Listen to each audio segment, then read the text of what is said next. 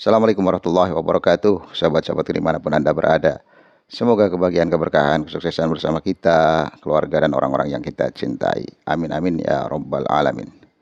Salam NKRI harga mati, salam Pancasila Jaya, salam sejahtera untuk kita semua.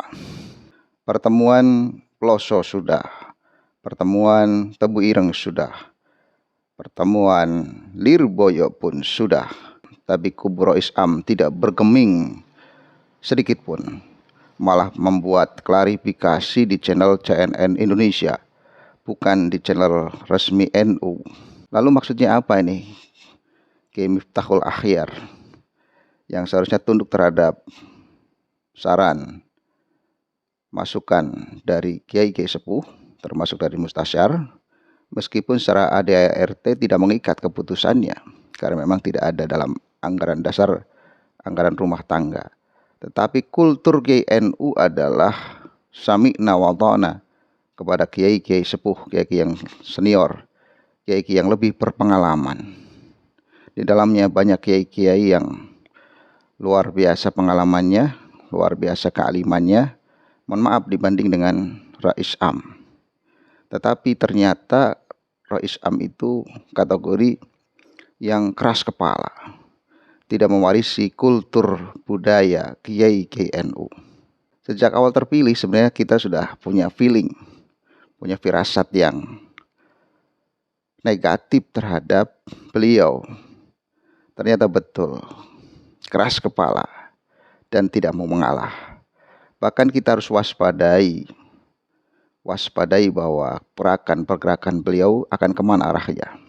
Beliau sudah pernah menyatakan bahwa MLB di dalam suatu organisasi itu tidak layak, tidak sepantasnya. Jangan-jangan nanti langkah-langkah ke depan Pak Miftahul Akhyar ini akan membuat langkah-langkah untuk menghilangkan pasal MLB dalam organisasi Nahdlatul Ulama. Perlu kita waspadai karena apa? Karena di belakang Kiai Miftahul Akhyar itu bisa kita cek siapa orang-orangnya. Ada kepentingan apa di sana? Selain memiliki kedekatan dengan Pak Alawi. Dan notabene biasanya kalau orang-orang dekat dengan Pak Alawi, kenapa jadi keras kepala gitu? Pengen mau menang sendiri, seolah-olah NU adalah miliknya dia. Dia seolah-olah owner NU, sebagaimana disampaikan dalam statusnya Ki Haji Ahmad Isomuddin, salah seorang ulama NU yang mumpuni dan luar biasa keilmuannya. Tapi kultur itu tidak ada dalam diri Kiai Miftahul Akhyar. Kita curiga jangan-jangan ada agenda terselubung sejak Pak Miftahul Akhyar ini menjabat sebagai Rais Am. Agenda-agenda titipan. Dan yang perlu kita waspadai oleh kader-kader NU, oleh PWNU, oleh PCNU, akan adanya penghapusan pasal MLB oleh Pak Miftahul Akhyar. Hati-hati kalau PWNU, PCNU, para kiai-kiai sepuh kurang cepat langkahnya, bisa-bisa Pak Miftahul Akhyar ini lebih cepat melangkah, misalnya ke Kementerian Hukum dan Hak Asasi Manusia untuk melegalkan statusnya dan pengunduran atau pemakzulan dari Gus Yahya. Karena apa? Di belakangnya banyak pejabat-pejabat yang masih aktif. Ada Gus Ipul, ada Menteri Agama, dan banyak notabene adalah ulama-ulama NU yang masih diragukan ke-NU-annya. Ada di belakang beliau ini. Jadi harus kita waspadai. Secepatnya memang harus MLB sebelum pasal MLB itu dihapuskan oleh beliau. Ngeri memang, kita semakin hari semakin mengamati, semakin ada agenda terselubung dari Pak Miftahul Akhyar ini yang harus kita waspadai. Karena apa? Ini tipikal seseorang atau kiai sosok yang keras kepala kalau menurut saya. Kita terus terang aja, kita fair-fairan, keras kepala.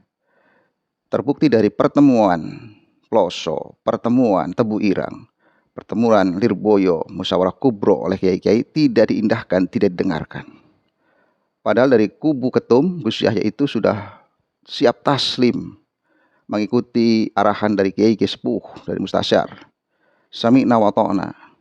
Tetapi dari kubu Rais Am malah bikin klarifikasi ngalor ngidul yang tidak jelas, yang tidak substansial, dan tidak menyelesaikan permasalahan ini.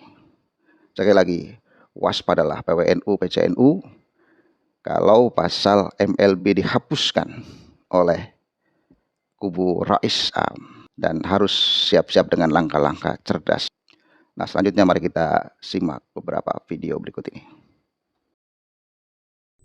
Ketua Umum PBNU Yahya Khalil Stakuf menyatakan kesiapannya untuk menjalankan seluruh keputusan para mustasyar dan rais yang dihasilkan dalam forum musyawarah kubro di Pondok Pesantren Lirboyo, Kediri, Jawa Timur. Adapun pernyataan tersebut disampaikan oleh Gus Yahya dalam keterangan resmi di Jakarta pada Minggu 21 Desember 2025. Musyawarah Kubro di Ponpes Lirboyo dihadiri lebih dari 70% pimpinan cabang dan wilayah yang semuanya sepakat untuk menggelar MLB jika Ketua Umum dan Rois Am tidak mau islah. Gus Yahya, Ketua Umum PBNU yang masih sah diakui oleh negara pun menyatakan taslim atas keputusan musyawarah sehingga jalan untuk menggelar muktamar luar biasa bisa dikatakan sangat mulus tanpa ada halangan apa-apa. Meskipun begitu, mustasyar dan pengurus cabang juga pengurus wilayah harus tetap waspada terhadap pergerakan kubu Miftahul Akhyar yang bisa saja melakukan lobi-lobi politik agar Kemenkumham mengesahkan kepengurusan mereka dengan segera. Dan yang lebih mengerikan, ketika kubu Miftahul Akhyar berhasil melobi negara untuk mengakui kepengurusan PBNU versi mereka, adalah adanya potensi penghilangan pasal muktamar luar biasa dalam anggaran dasar dan rumah tangga. Kekhawatiran ini bukan tanpa dasar. Miftahul Akhyar sendiri pernah secara terang-terangan menyatakan keinginannya untuk menghilangkan pasal muktamar luar biasa dengan alasan bahwa mekanisme tersebut bisa dijadikan jalan untuk mengkudeta pimpinan tertingginya. Klausul MLB di ADART Nahdlatul Ulama, saya mohon ini bisa diperbaiki. Bila perlu diganti dengan istilah-istilah yang lafdhon wa maknan, karena kata MLB memang bagus, itu akan mudah dan melahirkan akan banyak melahirkan bugot-bugot organisasi.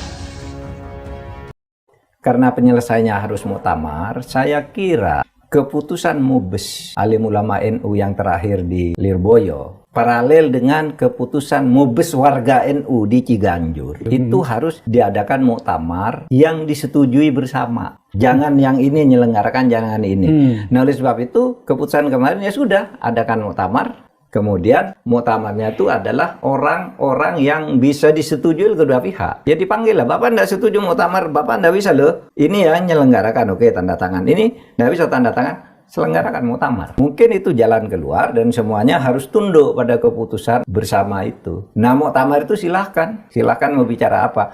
Kalau saya dengan Gus Nadir kemarin kan, sebaiknya muktamar itu agenda utamanya memperbaiki ADART. Manakala Suriah dan Tanfidiyah konflik, forum apa yang bisa menyelesaikan? Itu konflik kemarin menjadi institusional konfliknya karena ini ketua umumnya dan ketua umumnya. Bagaimana Pak Mahfud melihat peran mustasyar di situ, Pak, dalam kondisi konflik seperti sekarang? Nah, mustasyar itu secara ADART tidak punya wewenang untuk menentukan itu, kan hanya penasehat aja, sama dengan penasehat, tidak punya wewenang. Tetapi musyawarah kubro kemarin menyatakan muhtasar sekarang diberi peran untuk menjadi penengah saja. Itu bukan wewenang ADART. Ya, ketulusan hati aja semuanya. Agar muhtasar sudah yang menyelenggarakan gitu.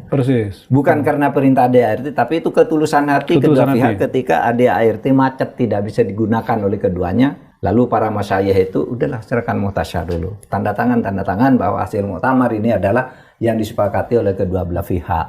Artinya Pak Mahfud ingin mengatakan bahwa dua kubu ini atau beberapa orang bertikai ini menahan ego masing-masing, supaya tujuan utamanya sama-sama menyelamatkan organisasi yang begitu besar ini. Gitu, harus menyadari bahwa kebenaran itu pasti ada sebetapapun kecil pada setiap orang yang dianggap salah sekalipun. Terus Kiai Miftah juga menganggap ya mungkin Gus Yahya salah, tapi pasti adalah nilai-nilai kebenaran yang bisa diangkat. Gus Yahya bilang loh itu Kiai Miftah salah sewenang-wenang begitu, dia artinya enggak gitu. Pasti adalah nilai kebaikan pada Gus Miftah. Nilai kebaikan pada Gus Yahya, pada Gus Miftah dan kelompoknya diangkat titip ke mustasar gitu. Tolong dong serahkan muktamar, kami semua akan tunduk misalnya. Wah, indah sekali kalau bisa begitu. Ya kalau bisa begitu ya mari kita doronglah cari orang kiai-kiai sepuh yang netral itu untuk mengendalikan muktamar. Nah, sekali lagi kita tidak melihat sosok kultur GNU dalam diri Rais Am. bisa kita telisik, bisa kita cari rekam jejak beliau ini. Betul-betulkah beliau itu ketika menjabat di struktural PBNU sebagai orang yang mengemban amanah organisasi, mengemban amanah dari Kiai Sepuh, warisan Hadratus Syekh Kiai Haji Muhammad Hasyim Asy'ari, ataukah ada agenda terselubung untuk kepentingan diri, kelompok, atau kekuasaan yang akan datang. Dan sekali lagi harus diwaspadai gerakan-gerakan ke depan kelompok dari Rais Am ini. Kita bukan mencurigai dengan sosok ulama, kiai, tapi dari pergerakan dan caranya bisa ketebak.